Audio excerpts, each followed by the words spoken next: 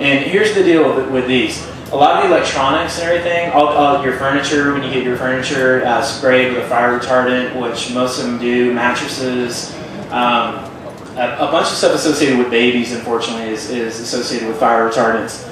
And anyway, the dust that forms on these things is very, very harmful. So it's not just the fire retardants themselves, it's the dust associated with them. So if you can avoid these by dusting regularly, using a HEPA filter, etc., all these things I'll talk about further down in the speech, these will help out a whole lot.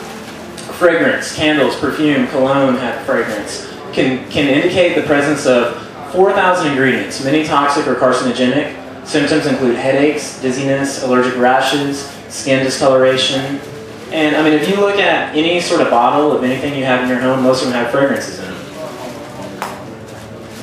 All right, now we're going to talk a little bit about cleaning products, cosmetics, nail polish, shoe polish, chemicals associated with them, too many to name. Again, it gets really crazy and hairy when you start looking at these lists, and overwhelming for most folks, even myself.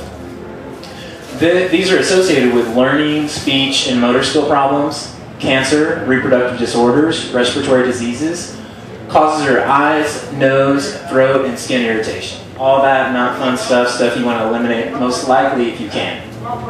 Next we have PFOA. These are things associated with non-stick cookware, such as Teflon, Gore-Tex, Stainmaster, Scotchgard, etc. DuPont, the producer of Teflon, says that they will eliminate the production of Teflon by, I think, 2015, something along those lines. And they say they will no longer produce it. So we don't know if they're going to stockpile it for the next few years and then continue to use it for a long, long time, or if they found some other ingredient that is going to take its place that, again, we probably don't have a lot of research about. So anyway, that's that. That is associated with learning disorders. Are you moving me along there? Sorry. Speed up. Okay. It's associated with learning disorders, memory impairment, infertility, birth defects, etc. There's a disclaimer with Teflon that if you heat it to an excess of 600 degrees, it could kill a bird. So think about that. And it's very easy to do. You just have to walk away from a kitchen and go attend to a crying baby or something like that, and it'll heat up to that temperature. So it's the vapor, right? Not the Teflon itself. Well, the Teflon releases, yeah, it basically starts to decompose at that temperature, so that's what's going on. Pesticides, again, too many chemicals to name. Bug spray, weed killers, antibacterial soap, fungicide, fertility problems, birth defects, obesity. Next slide, please. Indoor air pollution in your home. We've got mold spores, pesticides, residues, and fumes from cleaning products.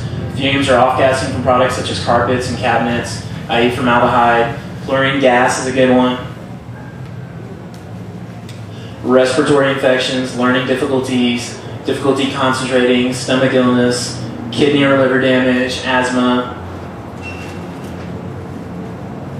Alright, so now that we went through all the nasty, icky stuff that's in our home that we probably didn't really understand or know about, we're going to talk about some quick solutions. We've got different scales of solutions too. We've got solutions for people who have a lot of money. Money's not an issue. And we have people who maybe have a little bit of money and they can do a little bit more. And then we got stuff for people that really don't have much cash at all and you can still make a difference in your home.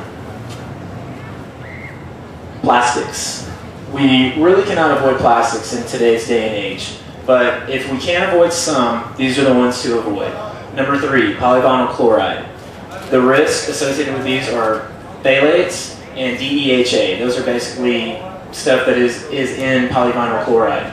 Common uses, flip-flops, toys, water pipes, cling wrap, various hard packaging, PVC shower curtains, etc. So the American-made PVC piping is better than the PVC piping made in China because the regulations here are a little bit more stringent. So what they do is they basically speed up the off-gassing process, and then they use filtration systems and stuff like that. So the PVC here is going to be better. That doesn't mean it's not going to off-gas, and it doesn't mean it's not harmful, but just so you kind of understand. But you do not always know where your PVC is coming from, so that's something to keep in mind. Polystyrene, number 6. And most of these codes are located on the bottom of your plastic utensil or a bottle or whatever you're using. If it's not, I'd research it, find it out. If there's no information whatsoever on it, I really wouldn't trust it very much. Anyway, styrene is what you're looking at with the polystyrene that's risky. Styrofoam, opaque plastic silverware, takeout containers, aspirin bottles.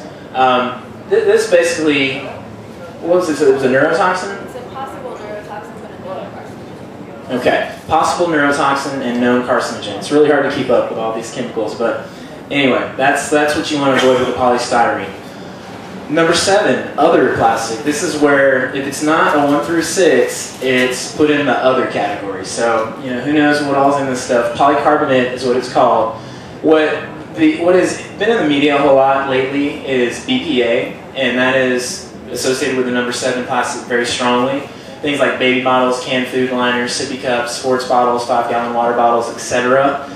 Now, of all those, here's what I've learned. Canned foods. If you're going to have a canned food that is very acidic whatsoever, tomatoes, soups, stuff like that, those are going to attack the BPA liner, which is basically just an epoxy liner, and is going to leach BPA from that epoxy liner into your food, and you're going to ingest it.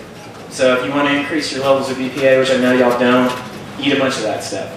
Now with the plastic bottles and stuff like that, really, what my research has found is that the plastic bottles, if they're new, the amount of BPA released from them is not going to be nearly as high as in the cans. So, you can use it if you have to. I just wouldn't make a habit of it. If you can avoid it, do it.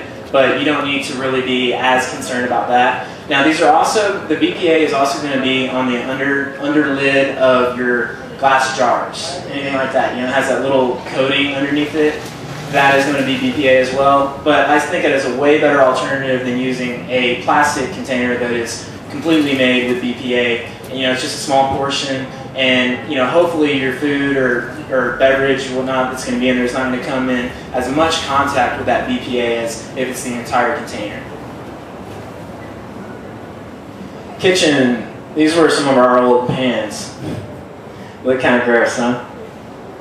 Okay. Remove all the toxic cleaning products below your sink. That is something that we did that we noticed an instant change within our home. We never knew about it before. We were blinded like most folks, most Americans, just using our bleach cleaning products, using this, using that, our Windex, whatnot. And the one day when we removed all these in one fell swoop from our sinks below our kitchens, our bathrooms, etc., you literally could smell a different smell in our house. And I put them in the garage just for a temporary measure. The garage heats up a little bit more. Anytime you have heat and humidity, it is going to increase the level of off-gassing within products. And literally within an hour of walking in there, it smelled like a toxic waste dump that I did not want to be in for more than 20 seconds. It was that bad. So if you think all that stuff was in my home, those lids on those products doesn't always completely seal. They're off-gassing. And that's just one of many parts that contribute to bad indoor air quality. So, easy deal, eliminate them, get rid of them, put them in a plastic container in your garage, give them away to somebody, take them to a hazardous waste disposal, whatever you need to do. And as far as the Teflon, if it's torn up like this, it's a lot more prone to release these chemicals that we just spoke about earlier that will kill birds and do other fun stuff. And I just completely eliminated the Teflon, and I replaced it with cast iron, with stainless steel, and they even have some ceramic-based pots and pans now. They're very similar to Teflon, but don't have the same ill effects. Laundry. We recently started using these soap nuts. They're pretty cool. They come from India, from a tree that naturally grows there. No pesticides needed, no